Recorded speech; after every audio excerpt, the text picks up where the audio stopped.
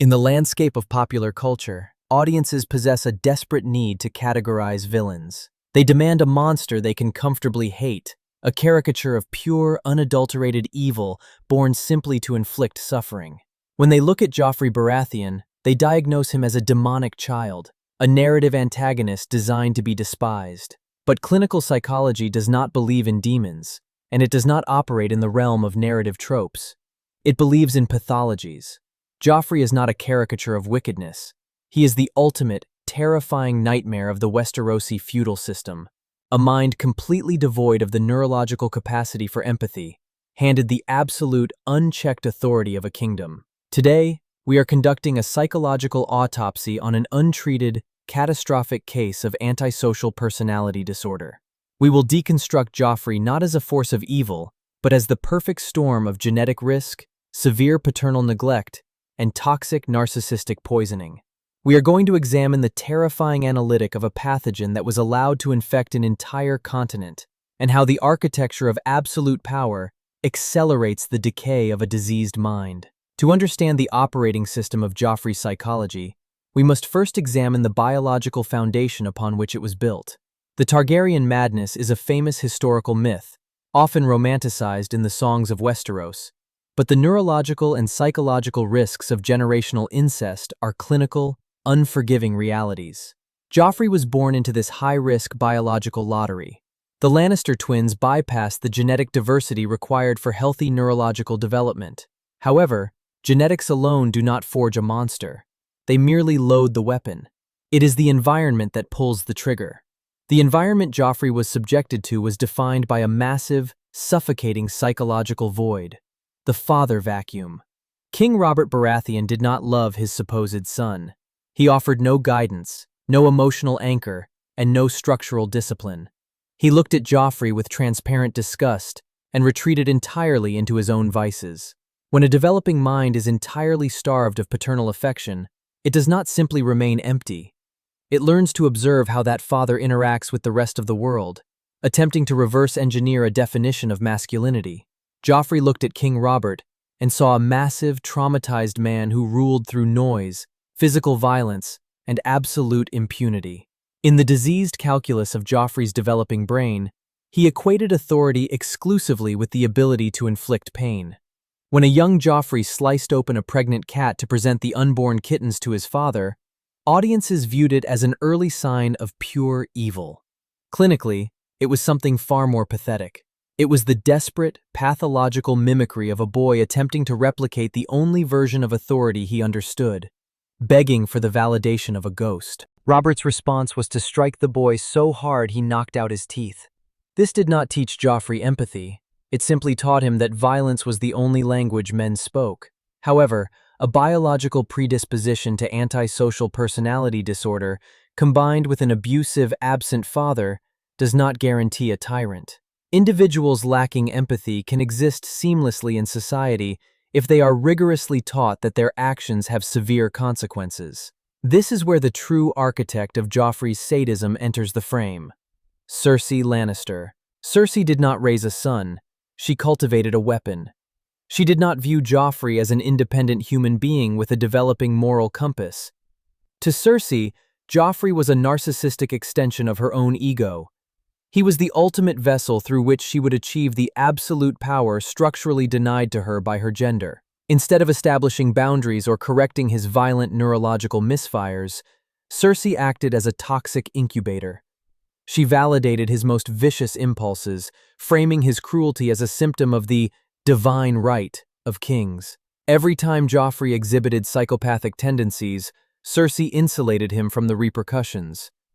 She built an impenetrable echo chamber around his mind, systematically teaching him that he was inherently superior, and that other human beings were merely objects existing for his amusement. A healthy child develops a superego, an internal moral regulator, through the internalization of societal rules. Cersei actively dismantled Joffrey's superego before it could form.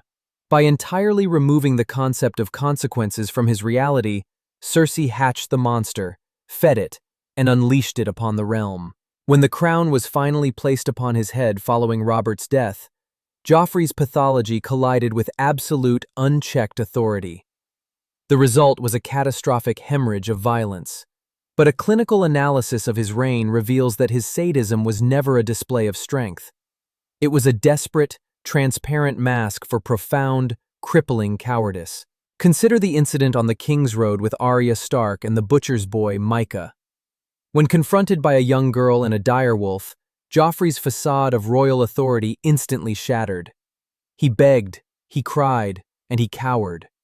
But the moment he returned to the safety of his mother's protection, the narrative was rewritten. He used the hound, a surrogate weapon, to hunt down and butcher the peasant boy.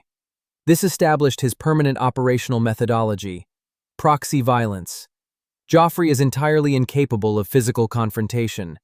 He relies on the institution of the Kingsguard to inflict the pain he is too weak to inflict himself. This cowardice completely recontextualizes his first major act as king, ordering the execution of Eddard Stark.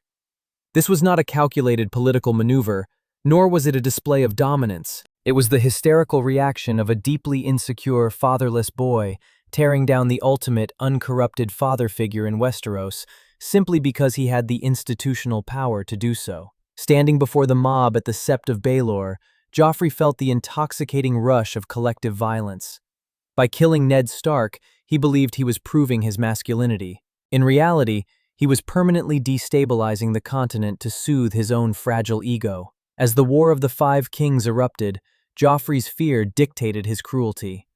During the Battle of the Blackwater, he paraded around the battlements in shining armor, playing the role of the warrior king.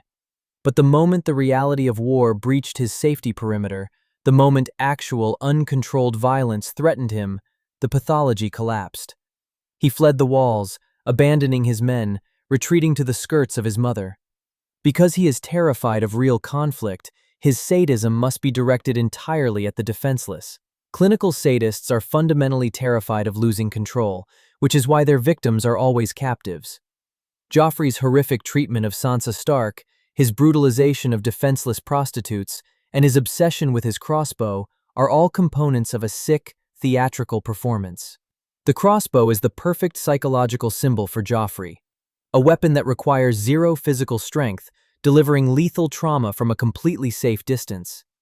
As long as he can inflict suffering on those who cannot fight back, he can momentarily quiet the screaming inadequacy in his own mind. He makes the Kingsguard beat Sansa because he lacks the physical constitution to do it himself, turning legendary knights into the blunt instruments of his own psychopathy. The arrival of Margaery Tyrell in King's Landing exposed the final vulnerability of his condition. Joffrey was incapable of processing genuine human connection, but he was highly susceptible to narcissistic manipulation. Margaery recognized his pathology immediately. Instead of shrinking from his crossbow, she feigned fascination with it. She stroked his ego, participating in the illusion of his power. Joffrey mistook this socio-political manipulation for respect. He was entirely blind to the geopolitical trap closing around him because a mind completely consumed by its own reflection cannot perceive a threat from the outside. The conclusion of Joffrey Baratheon's reign was not an epic, honorable fall on a battlefield. It was a pathetic, clinical, and profoundly ugly asphyxiation. The Purple Wedding was the ultimate systemic immune response to a pathogen that had grown too destructive for the political ecosystem to tolerate. He was not defeated by a rival king's army, nor was he struck down by a legendary knight. He drank the poison of his own engineered hatred, administered quietly by allies who recognized that a rabid dog must eventually be put down for the safety of the institution.